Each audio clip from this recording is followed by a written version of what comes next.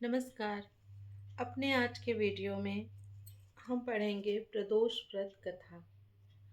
और आज प्रदोष है और आज का प्रदोष है बुधवार का।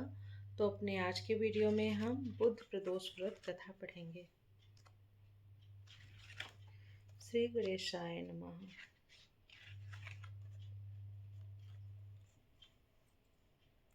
तो बुध प्रदोष व्रत कथा इस प्रकार है। बुधवार के दिन विष्णु भगवान का पूजन, अग्नि में हवन तथा ब्राह्मणों को भोजन कराना चाहिए। इसके पश्चात स्वयं भी दही से युक्त अन्न का भोजन करें। बुध प्रदोष व्रत करने से शिव जी एवं विष्णु जी भगवान की कृपा से समस्त सुखों की प्राप्ति होती है। बुध व्रत में निम्न कथा पढ़ने या सुनने से समस्त पापों का नाश हो जाता है। रामू नाम का एक युवक अपनी ससुराल गया और वहाँ पर कुछ दिन सुखपूर्वक रहा। फिर अपने ससुर से एक दिन उसने कहा कि हम अपनी पत्नी के साथ अपने घर जाएंगे, अतः आप विदा कर दें। यह सुनकर उसका ससुर बोला कि आज बुध का दिन है, अतः आज जाना उचित नहीं है, कल चले जाना। किंतु रामू अपनी बात पर अटल रहा और किसी का कहना नहीं माना। लाचार होकर उसके ससुर ने अपनी पुत्री सहित उसको विदा कर दिया, किंतु उसे चिंता लगी रही कि कहीं कोई अनिष्ट न हो जाए। रास्ते में रामू की पत्नी को प्यास लगी, अतः रामू पानी लेने चला गया और जब लौट कर आया तो देखा कि उसके स्थान पर एक दूसरा रामू बैठा है। रामू ने उससे पूछा कि तुम कौन हो, तो उसने भी पूछा तुम कौन हो।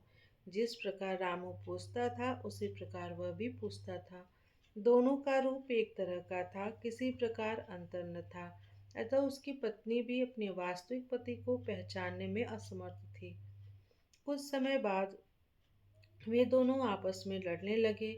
उधर से राजा के सिपाही जा रहे थे, वे दोनों रामू को पकड़कर ले गए और दूसरा रामू राजा के दरबार से अदृश्य हो गया। तब वह बहुत ही विलाप करता हुआ बोला कि यह बुद्ध देवता के कोप का फल है। थोड़ी ही देर में आकाशवाणी हुई कि रामू ने किसी का कहना न मानकर बुद्ध को यात्रा की है, अतः इसे यह दुख प्राप्त हुआ है। यदि यह अपनी ससुराल पत्नी सहित वापस लौट जाए और बुद्ध देवता की पूजा करके यात्रा करे तो किसी प्रकार का अनिष्ट न होगा। रामू ने जब आकाशवाणी सुनी तो अपनी पत्नी सहित ससुराल जाकर वहां पर बुद्ध देव की पूजा की और फिर यात्रा की तो सकुशल अपने घर आ गया। रामू और उसकी पत्नी बुद्ध के व्रत को करके इस लोक में अनेक प्रकार के सुखों को भोग कर धन पुत्रों आदि से युक्त हुए।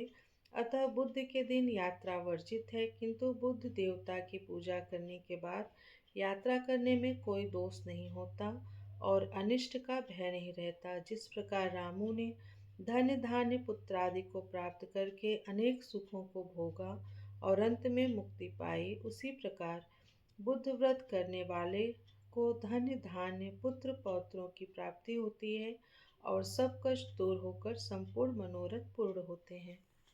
प्रियम शंकरम सर्वनाथम नमामि। हर हर महादेव।